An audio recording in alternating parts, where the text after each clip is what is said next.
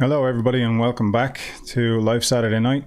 I wasn't live last week, so we're going to be catching up this week. And the topic tonight is going to be about fasting. I'm not going to spend any time talking about the streams and where they are and how they're going at this time. I'll only say that I've dropped Instagram because it doesn't work properly with the scheduling feature and the way that I use things. So everything else is live, and you will be able to notify yourself of the upcoming schedule now, because I'll be connecting to that exact one, not a different event. So in future, if you see something up there on Facebook or YouTube where it says notify me of this upcoming live, you can click on that and you'll be notified when I go live on a Saturday. So welcome everybody. As I said, tonight was a long day today. Actually, I was out. I'm only just back from Comic-Con. You can see the wristband. Comic-Con in Dublin, in the Dublin Convention Centre, DCC. And yeah, I did see one or two faces. I think the guy that I remember, that I knew the name, I looked up the name. One person I saw on there today, I think he was off EastEnders, Craig Fairbass or something like that. I think that's his name. But over the last couple of years, I saw the original guy, and I can't remember his name right now, that played RoboCop. I could probably look it up, but you can look it up too. I saw him there. I saw the guy who played T-1000 in Terminator last year. Robert Patrick, is that his name? Yeah, he was in there last year. Yeah, you do see a couple of interesting faces from time to time. So it was interesting. It's a good place. It's getting busier and busier every year.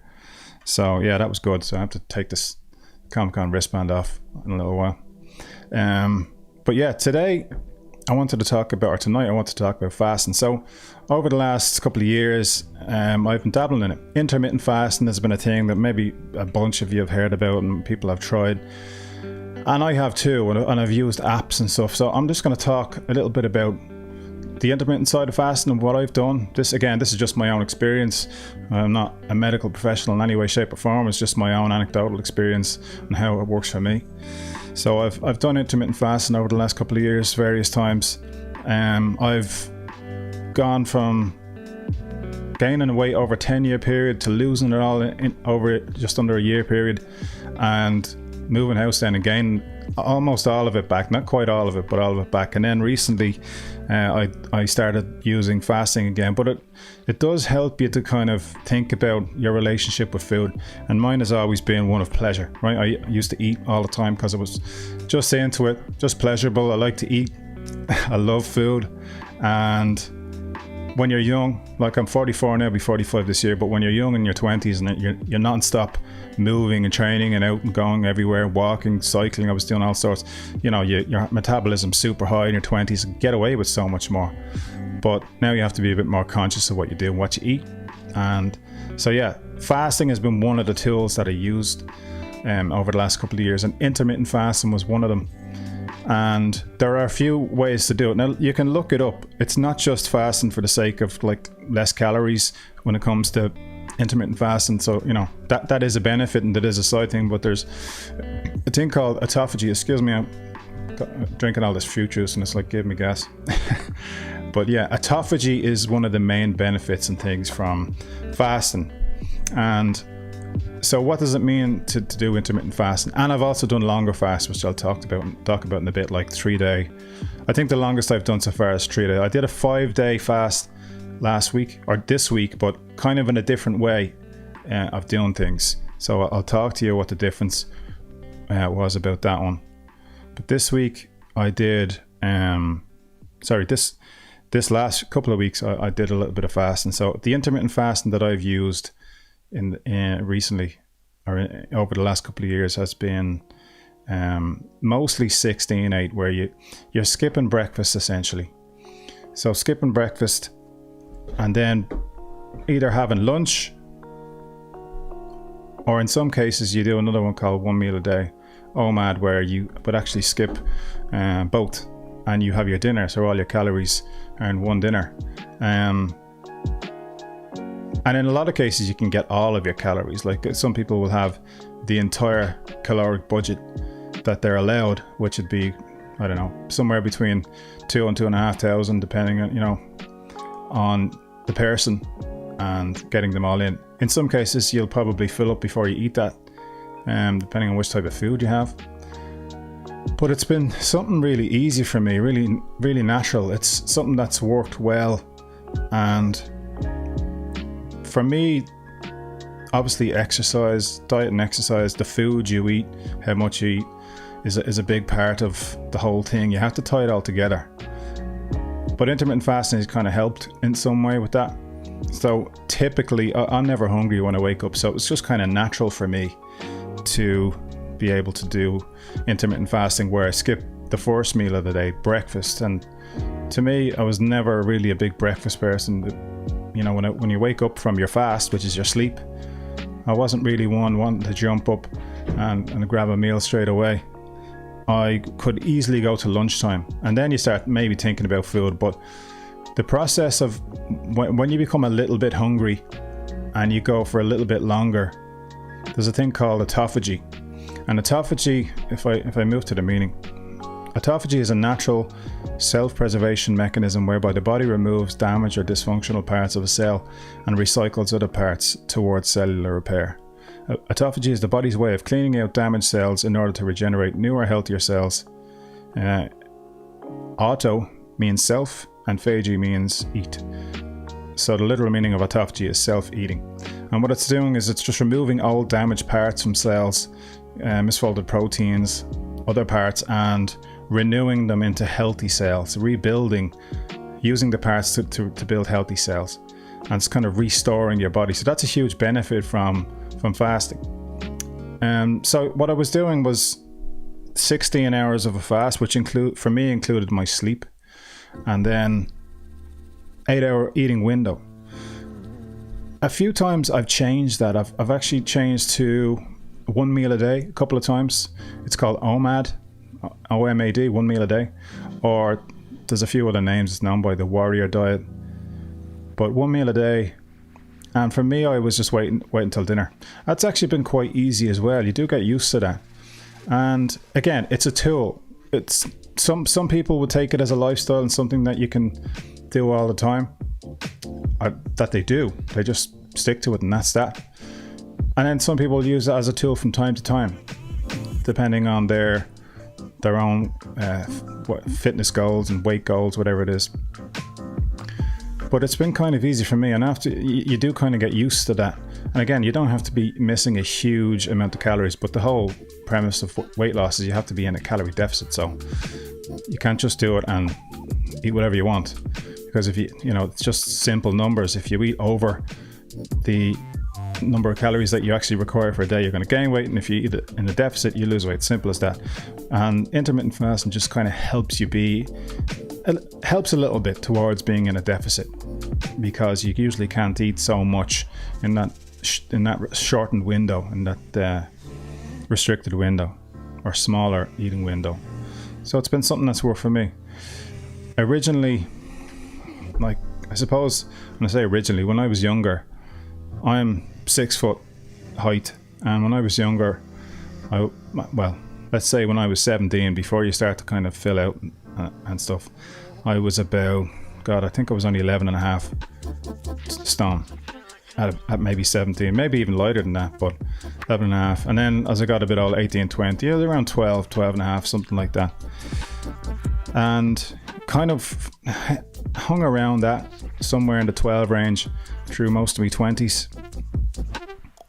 And yeah, I think I was in my 30s then, really, when I settled down, get married, you have kids, you are just working all the time, and you're not really as active, but you're still eating as much. That was the way it worked for me. And over a 10-year period, and people know this about me, I talked about it before, over a 10-year period I went from about 12, maybe 13 maximum stone to over 18 and a half.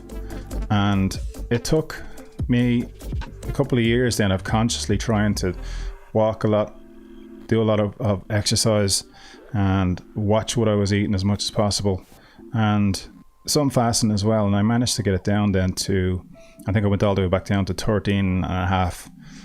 And then with the craziness of moving and buying a house in between, I ended up going back up to about 17 and a half there a few months ago. And yeah, so I decided, look, take the bull by the horns. I started doing a bit more work, got a treadmill, walking more, extra movement.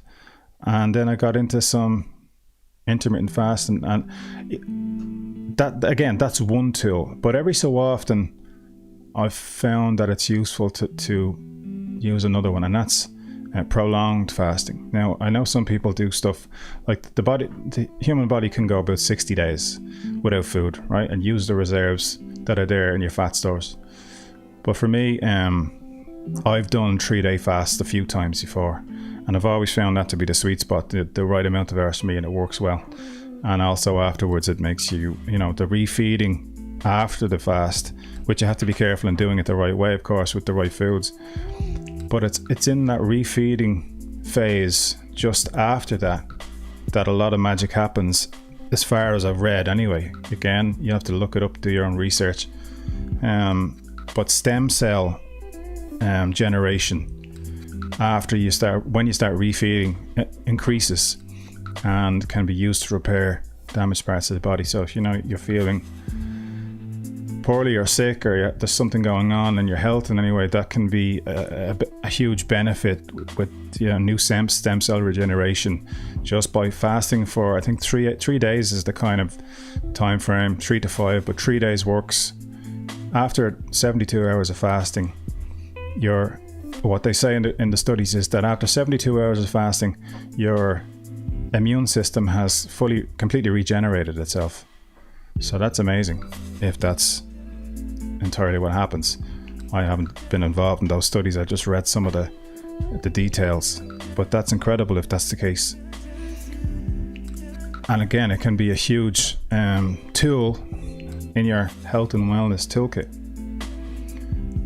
And then, so what I did is a couple of weeks ago, so this week I did a different fast, which I'll speak about, but the week before that I did the 3-day fast. So from Tuesday evening was my last meal around 6 p.m. and then Friday 6 p.m. was my next meal. So 72 hours. And again, noticed a huge improvement just in the general overall feeling. Dropped some pounds. And then this week I did another one, which was it's called Prolon. It's a 5-day fasting mimicking diet by Dr. Walter Longo. You can look him up. Italian as far as I know. Valter Longo, Longo. Dr. Walter Longo, and he does a lot of research in the area of disease and fasting, and the role of fasting in protection of cells. For him specifically in relation to chemotherapy, was what they say is that, or what his research has found is that if a patient fasts the day before, the day during, and the day after chemotherapy, what happens due to the fasting effects is that the healthy cells in the person's body become protected from chemotherapy, and the cancer cells are not protected. So that means the chemotherapy is much more effective at killing the cancer cells and not the healthy cells, is what he says they discovered in his research. So he mentioned that some people had difficulty being able to do that, not have any food at all, just water for 3 days. It's very challenging for a lot of people. And so he came up with a fasting mimicking diet where you actually get to eat food for the 3 to 5 days.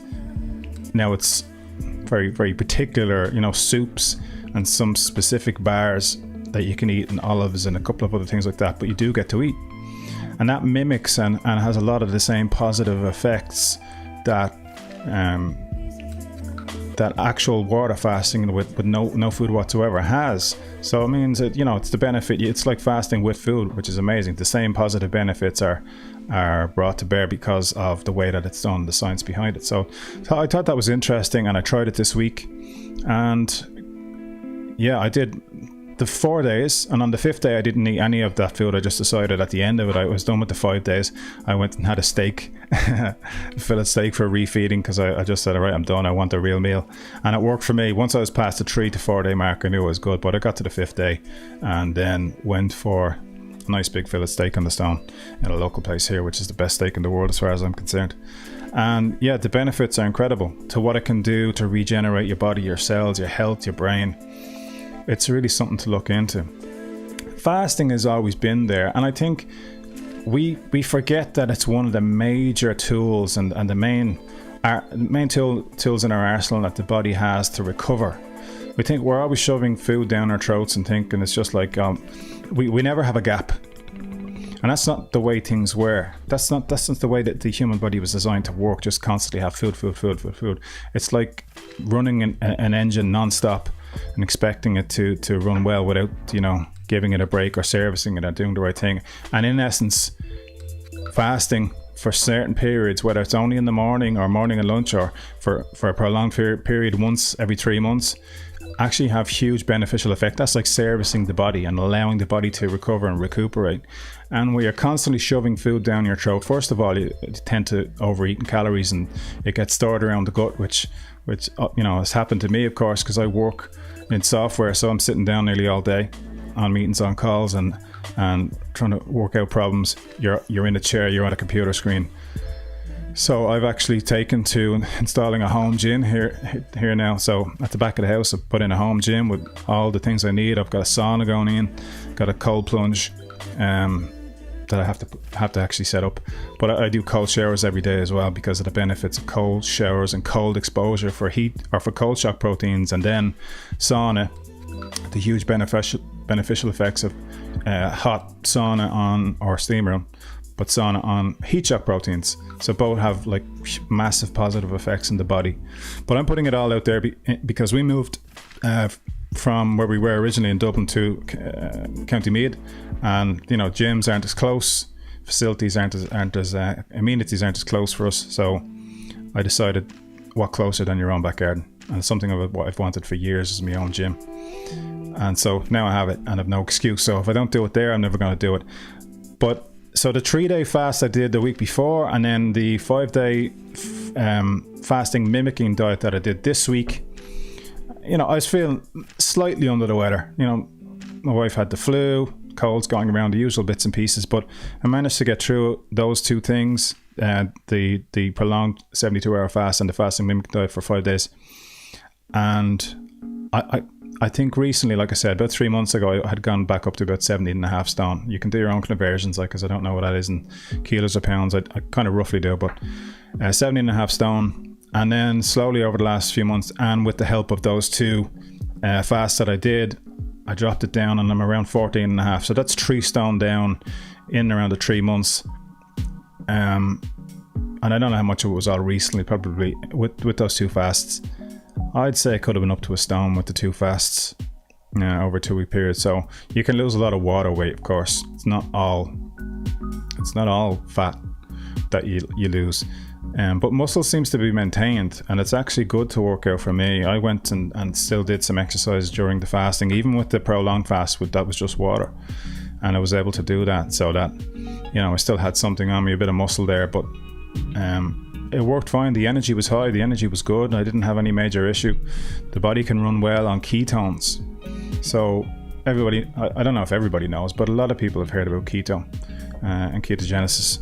So that's your body's natural mechanism when you aren't constantly eating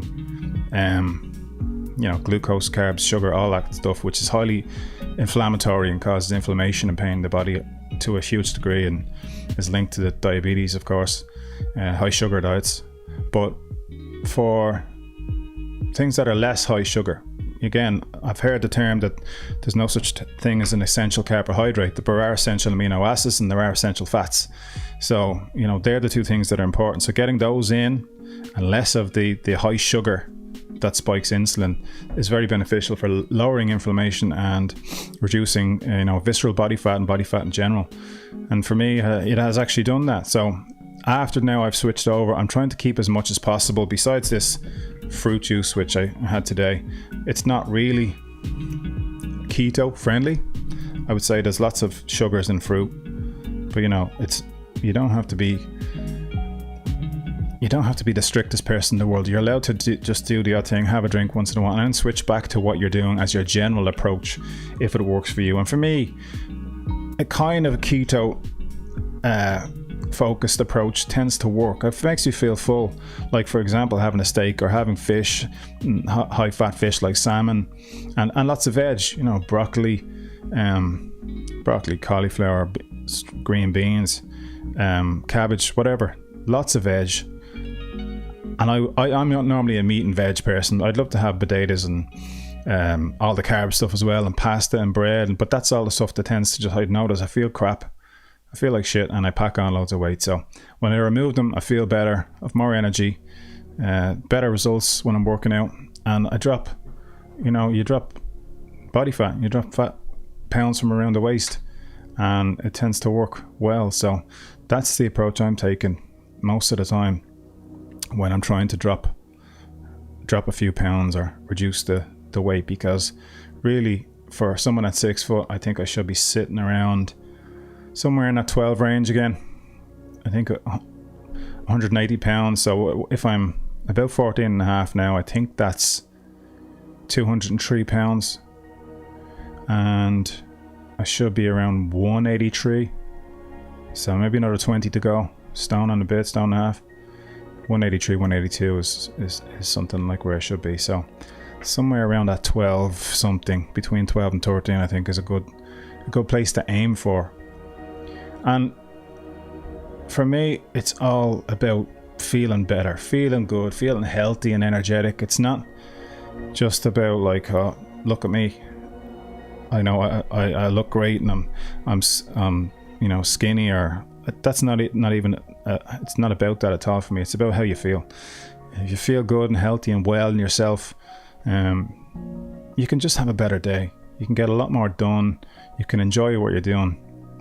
And it's a work in progress. Like, we all have our days where we don't feel like working out, we don't feel like eating well, we want to eat crap, and it's okay to have a treat. And have your cheat days, have a cheat week if that's what works for you. And then we all know our own bodies and what we want to do to help us feel good. But for me, working out has been something that I've always done since always, since age of 5 when I was in martial arts, but started using weights and stuff like that at age 14 after watching like Hunter and Wolf and Gladiator and stuff like that. And I remember seeing it and thinking, that's what I want to do. I want to use weights. And as kid growing up in the 80s, watching Arnold Schwarzenegger and Sylvester Stallone, all their movies, that was something I looked at and thought that was amazing. But now, and I did try to do all that bodybuilding stuff in my 20s, I was thinking about that, but now that's not what I'm focused on. Now I'm just focused on feeling well, having good energy, and being able to enjoy my life. So again, I've got a boxing bag out there in the new gym. I've got a boxing bag, sauna, I've got a full commercial squat rack, and along the Olympic bar, I've got a trap bar, treadmill, bike, and again the plunge pool out the front. But the fasting has really been, again, all the working out in the world will only do so much if you're trying to reduce your body fat and your body weight. All the fasting in the world, all the working out in the world, it'll only get you so far. And in fact, what I've read is that most of the effect that of trying to raise your calorie burn and burn extra calories throughout the day, very minimal amount can come from working out. You can do an hour of HIIT, you can do an hour of boxing, like it's a really intense output there, and you can burn like 500, 600, 700 calories, maybe 1,000 calories if you go for a run. If you do a 5k run in an hour or something like that, which is a fast time, and I know a few people in boxing clubs that do it. That's a fast pace. You could burn 1,000 calories, but to keep it up is kind of hard. And the fasting side of things, a lot of people would say abs are made in the kitchen.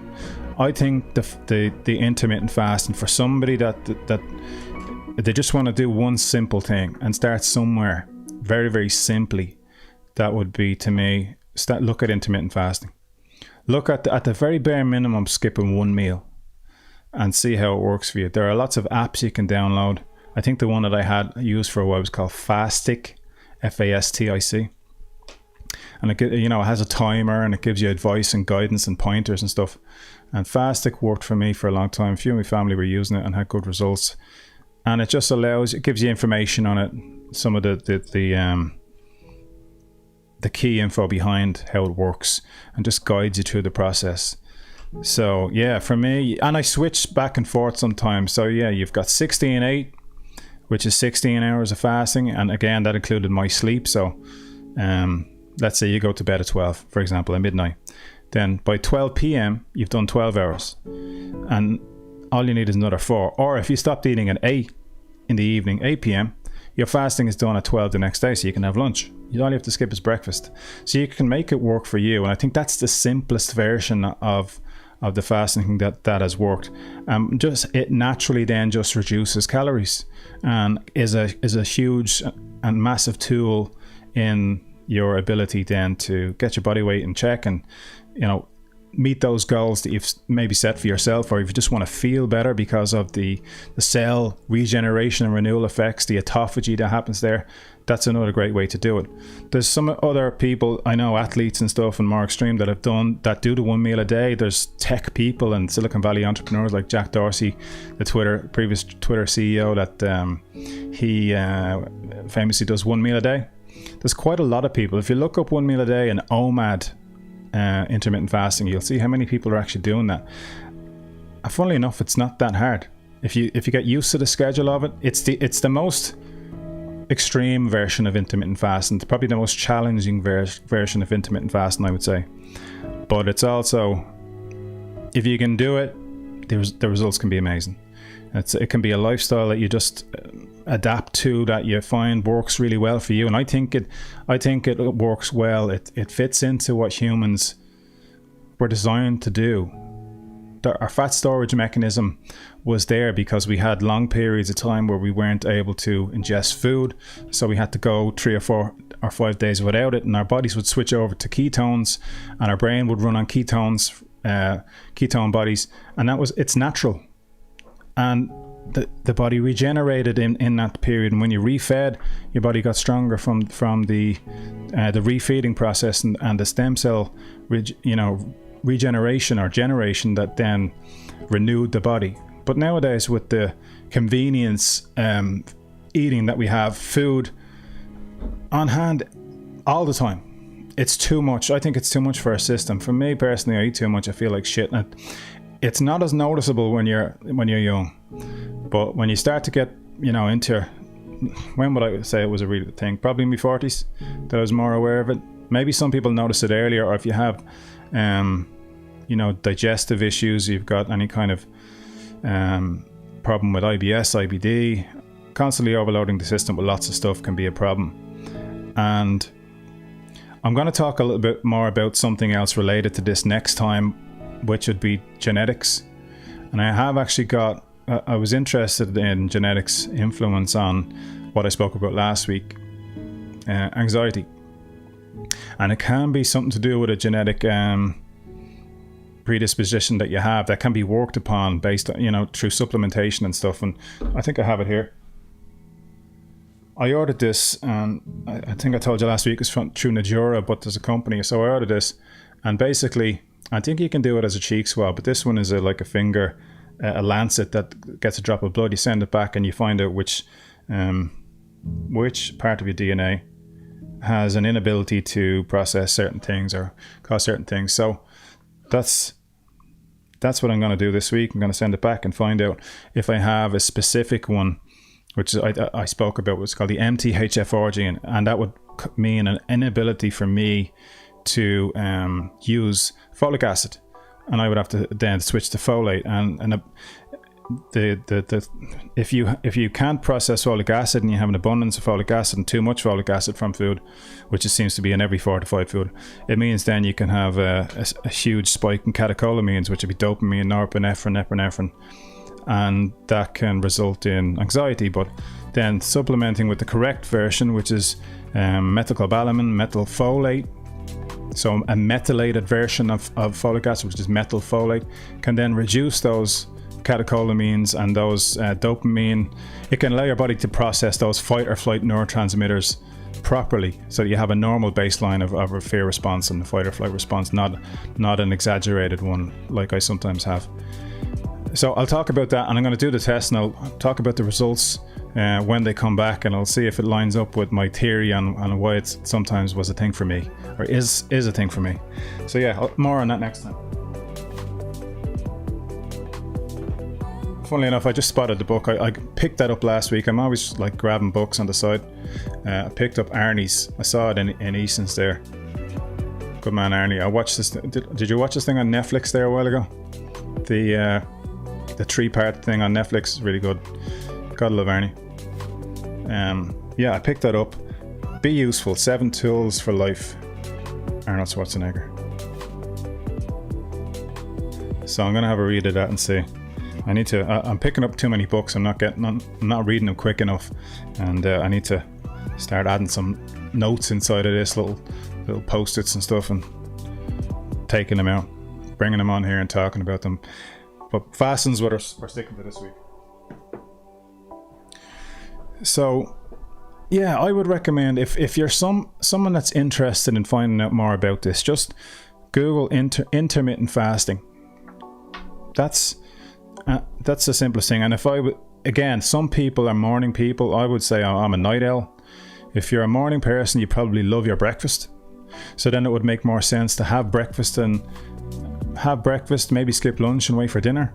Or some people might be able to have just the 2 meals. They're maybe just have their dinner earlier in the day, like 6 o'clock, and then they fast for 16 hours, which would be they have breakfast at 10 o'clock the next morning. And that can give them the same positive effects. I think the minimum fast for autophagy to be of benefit to somebody is 16 hours. And that's when autophagy, again, this cell renewal, this body like cleaning out the crap of the broken and damaged cells and parts within the mitochondria, the energy powerhouses of the body, cleaning those out and then making new healthy cells from those old damaged parts, recycling and giving you more energy, more vitality, and making you healthier. So it's a hugely powerful thing. Look into the research on it. There's a lot there, and there's so many people talking about it. But to me, it's not in the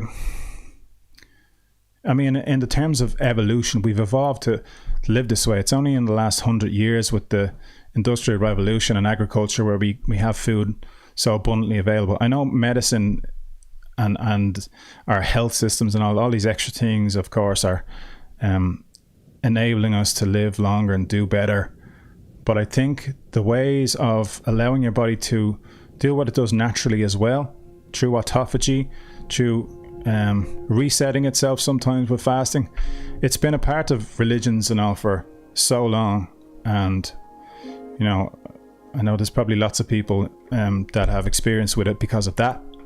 But as just a kind of a health intervention and a tool that you can have that can really help without you even having to go into the gym and go crazy sweating yourself to like the nth degree when maybe working out isn't your thing. You don't have the capability to do that, or you don't have the facilities, or you don't have whatever the reason is that you can't get to do it. This is one thing that can be done. It's just as simple as skipping one meal to start with, and having the rest of them, and then you that means you reduce your calories slightly, and hopefully your window that you don't eat in total, including your sleep, will be 16 hours, and hence you can get the benefits from autophagy. And look up the benefits of autophagy, what it does and what it can do for your body and your health, and it's incredible. I think it's something everybody should look into. If you want to, right? This is just my personal experience. I'm not going to shove it down your throat. It's just a suggestion, but it worked for me. So it's anecdotal from my perspective, but there's lots of science, there's lots of evidence, and lots of studies out there on this. And again, in human biology terms and evolutionary terms, it's always been a part of us. We've never just had this scenario where in third world and in first world countries, we just have food accessible at any given time. In other parts of the world, in third world countries, that's unfortunately not the case. And medicine and healthcare in certain places is not there, and that just is, again, hugely detrimental overall because of there's so much malnourishment there. But with access to all of the healthcare and nourishment and even supplements, so if you're if you're doing prolonged fasting, there are things that you would need to do, and you can look into that. For example, you want to supplement with electrolytes because you lose a lot of water when you fast, just doing a water fast. But even if you do ketosis or the ketogenic diet, you may sometimes want to add electrolytes to your diet. For me, potassium is obviously a major one, which you get a lot from greens and bananas and avocados and stuff, but you can get it in powder form, and I actually use powders. Potassium is very relaxing, actually. You take it, it can be helpful for sleep. Potassium, magnesium can contribute to healthy, normal sleep, which is obviously key. Good sleep. There's a phrase I've said a few times to people, and I've repeated it on a few occasions. The difference between hope and despair is a good night's sleep. And yeah, I've sometimes found that to be true. When you get an amazing night's sleep, you get your 8 hours in, you have your deep sleep, your REM sleep, it just makes such a difference as to when you have a shit night's sleep, you're all over the place the next day. You can't think, you can't focus, you can't get yourself together. So putting it all together, and I think alcohol, I love to have a glass of red wine, and yeah, it's great for relaxing on Friday or Saturday, but I found that it does interrupt with my sleep and sometimes give me stomach issues, and I've kind of decided recently that it's just not for me anymore, because I want my sleep to be more restful and I want to feel better all of the time. So I've given up drinking wine and alcohol before, done it for a year, once, and I did it for like 3 or 4 months at a time. But at this point now, for me, I think it's gone for good. I want to prioritize health, well-being, sleep, all of these things, just more than that. So it doesn't fit anymore. And putting it all together with this, mostly focusing on a ketogenic diet, not specifically, again, you can do a ketogenic diet for vegans as well. You can, avocados, olive oil, good fats, healthy fats. But again, Dr. Walter Longo, who came up with the fasting mimicking diet, I think he recommends, again, something like a vegan diet, a lot of vegetables, and probably pescatarian, where you add some fish into it. The healthy fats from salmon and stuff like this can be hugely beneficial, and olive oil, of course. So I remember hearing another quote was, one person said, eat food, mostly plants, not too much. And so Dr. Walter Longo adds in, some fish, some fatty fish, oily fish. And I do love smoked salmon, so that's kind of easy for me to get some of that. But I'm a big fan of burgers. I'm a big fan of burgers in a bun, like double burgers, cheeseburgers. I love them. That would be a treat for me, is to have a big giant double burger with everything on it. But if you're going to do it on a ketogenic diet, you just leave out the bun. You get it in a lettuce wrap. There are so many ways to eat on the ketogenic diet that can emulate a lot of the ways you would enjoy things like carbohydrate things like bread and pizza bases. You can make them on the keto diet in certain ways, so worth looking into if it's something that may work for you. For me, it's the one that has worked the most. And dark chocolate I love, so that kind of fits into the macros of a ketogenic diet. But tying it all in with fasting, intermittent fasting, again, being the simplest, and then maybe once every 3 months doing a prolonged fast, 3 days. And then I would say during that 3 days, take your multivitamin, take your electrolytes. The one I use is an electrolyte powder from Dr. Berg, Berg. You probably see him on YouTube. I think he's actually a chiropractor, right? But he's become a bit of a sensation on YouTube over the last few years, and I've found his information to be helpful for me anyway. For me, do your own research, have a look and see. But Dr. Berg on YouTube has been interesting. I get that one from his shop, his EU shop. So when I am doing that fast, I take that, and I find that helps to remove any chances of you getting what they call keto flu if you have been on a carb heavy diet up to that point. Because you're then switching from glucose over to ketone bodies generated by the liver from fat. So that is a switch, but when you do switch, your energy levels are stable, high, you feel incredible, you feel so focused and clear. Try it out and see. And even then, switch when you come out of it, switching onto the ketogenic diet, there are so many options for foods available now that it's much easier to do than it was in the past. And if you're talking about boxing, which again, I watch a lot of boxing, Tyson Fury when he lost all the weight there not so long ago, a couple of years back, he was 28 stone. I know he's 6'9", but he was 28 stone. And he lost 10 stone, went down to like 18 using the ketogenic diet. And even he said it was the dirty version, like he was eating cheeseburgers and mayonnaise and cheese, but it was all high fat, like moderate protein, high fat. That's the ketogenic diet. And keeping your carbohydrates to less than 50 grams a day. And that's the approach. Now, generally they say you don't have to count calories. But you don't want to eat 5,000, 6,000 calories if your body only requires 2,500. So typically the moderate protein and the higher fat satiates you more. You feel full easier. So the cravings aren't there. You don't get the blood sugar spikes, the insulin spikes that then cause you a half an hour later to, blood sugar drops. And you're like, give me another chocolate bar, give me another packet of crisps, give me another pizza slice. And that cycle continues. And that triggers your insulin response, and insulin is the hormone responsible for fat storage. So if you keep that insulin response low, then your body's not constantly triggering fat storage. So sugar is really the cause of fat storage, not fat. You can eat and high calories, like eating over in a calorie surplus. You can overeat healthy food too. You can overeat on any diet. You can overeat lettuce if you eat enough of it. If you eat in calorie surplus, you gain weight. Even if it's like meat and veg, you have to. If you're looking to maintain, you eat the right amount that matches your basal metabolic rate, your BMR. And if you want to gain weight and put on muscle, you eat slightly above that. Usually they try to keep it under 500 calories. So somewhere it's small increments. If you're bodybuilding or you're trying to add muscle through hypertrophy, you increase your protein. And if you're trying to lose it, then the recommendation is typically to not go more than 500 calories. So if not to drop a huge amount, 1,500. Now I have done stuff like that in the past, and of course the prolonged fasting means you're doing that, but it's not all of the time.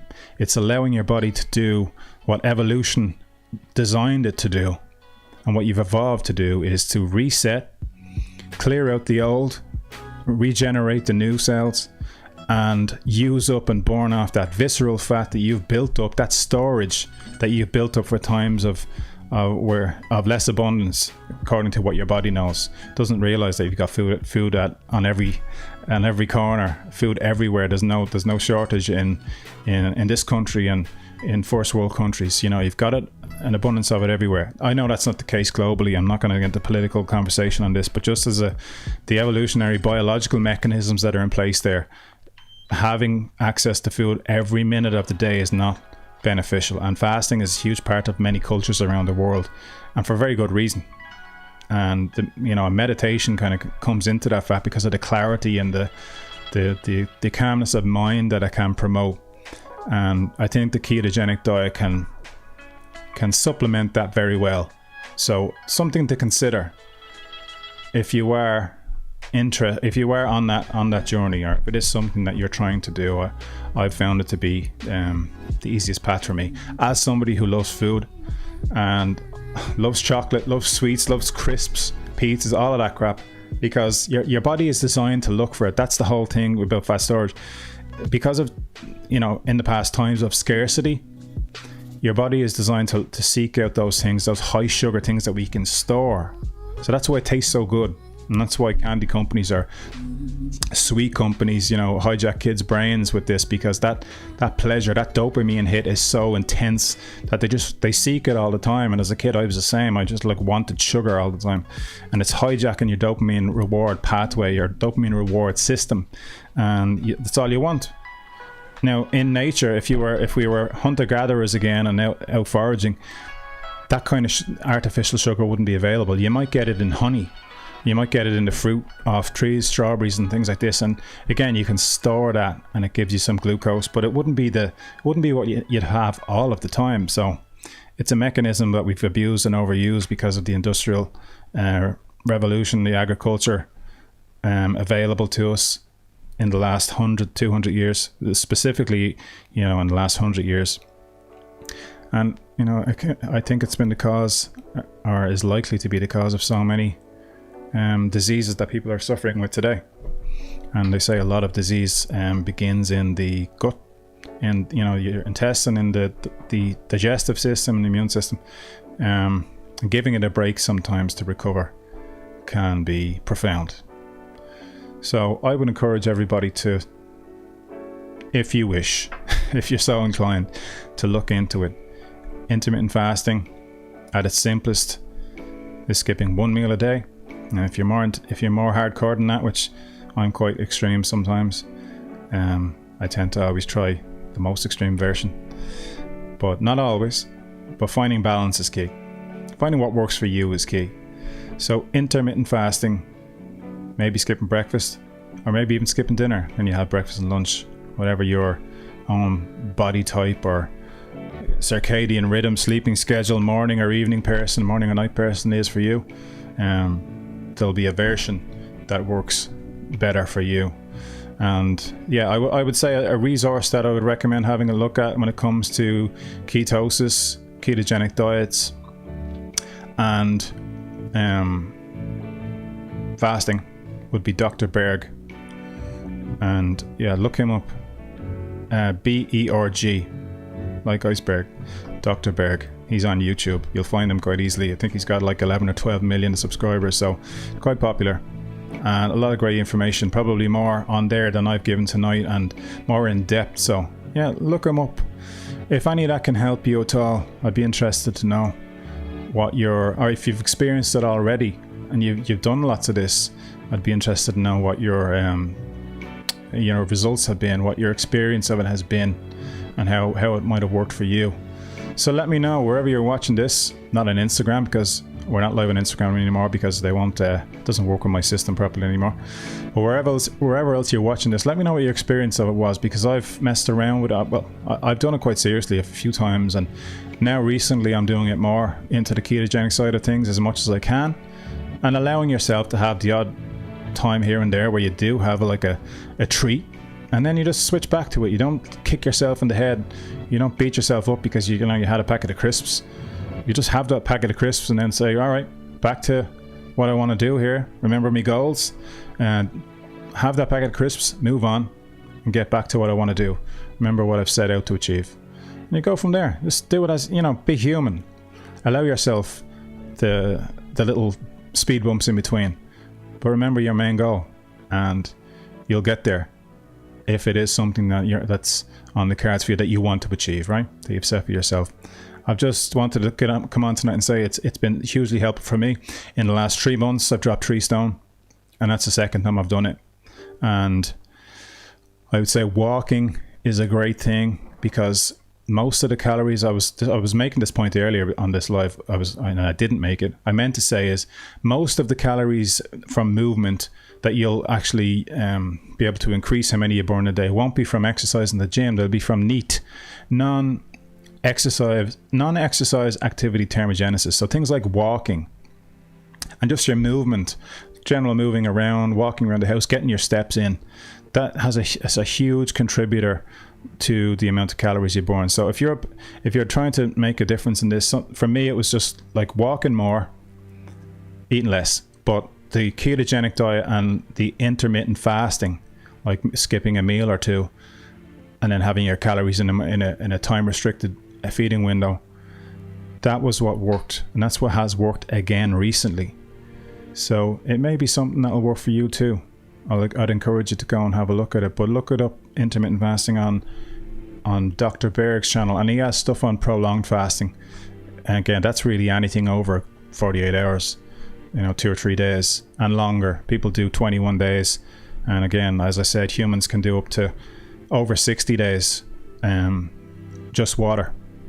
And it depends on how much reserve energy you have in terms of fat storage in your body that you can do.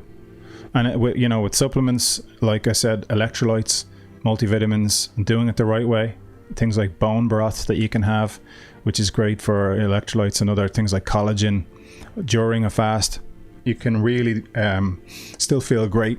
Well, you do feel great once you switch over to ketone bodies. So look into it. I'll talk about this again, but I'd be interested to hear some of your feedback and what you think and how this may have worked for you and what your experience has been. Because I'm learning, lifelong learner. I'm always learning. I'm always trying to figure out more, how to do the best, be the best for yourself, feel as good as possible, and optimize your health and well-being. That's the key for me. That's the goal. And if it's something that is for you too, have a look into the things I mentioned tonight. And I think that's pretty much it for this Saturday night live. Live Saturday night. I can't say it the other way around because that's a show in America. So this live Saturday night, that's the way I say it, like that, instead of the other way, like SNL. So for this live Saturday night, we're going to wrap it up now in a second. I am going to have another guest on in the next couple of weeks. Another successful business person, not related to me this time. My first one was my brother, of course, and again, thanks to him for coming on. That was a great success. I think it's probably 25 or 30,000 views. We are, I think, at 41,000 subscribers on YouTube now, which is amazing. Can't believe it's grown that fast. So incredible. I'm delighted with that, and hopefully it grows. I'm looking out for that 100,000 subscriber mark now. I'm laser focusing in on that 100,000 subscribers. If in only less than 3 months, are we at less than 3 months? What is it? December, so February, March, or January, February, March. Yeah, 3 months or so. Hitting 41,000, I think, is a good achievement. Happy with that, and going to see if we can hit 100,000 by the summer, May, June, July, something like that. We'll see how it goes. That'll be fun. That'll be a great achievement. So thanks to everybody that has subscribed on any of the platforms. I know people are watching us elsewhere as well, but I really appreciate, if you're just watching me on LinkedIn or Twitter, Facebook, please take a trip over there, click a subscribe. Helps the channel, helps get the content out there, and you never know, there might be something interesting on it for you that helps you out in some way. You might get a little tidbit. I'm full of, I won't say useless information, I'm full of information. Again, you have to do your own fact checking, but I always try to be as straight with it as I can. I'm trying to give you stuff that's worked for me, things that I've actually used, and hopefully you can use too, and they may help you too. So yeah, that's pretty much it. And hop on over to YouTube, give me a subscribe, a like, comment down below on any of the platforms. Let me know how you may have implemented fasting or intermittent fasting or the ketogenic diet. And if you have any other tips or pointers or things that I could benefit from, or anyone else reading the comments may benefit from, go ahead and add your comment there and let us all know, because sharing the information is key. It helps everybody, and it's really appreciated, all the support. So for this live Saturday night, thank you all for joining. Really appreciate it. I'll see you again next week. Take care. Night.